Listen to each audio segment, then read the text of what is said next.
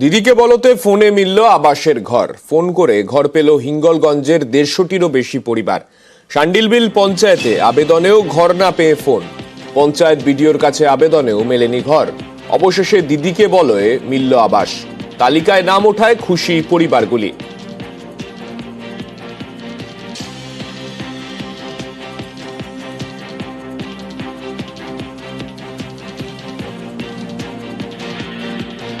যায়, বিডিও যায়, পঞ্চায়েতে যায়, পেপারে ঘর, এই ঘরে আমি থাকি জল পরে।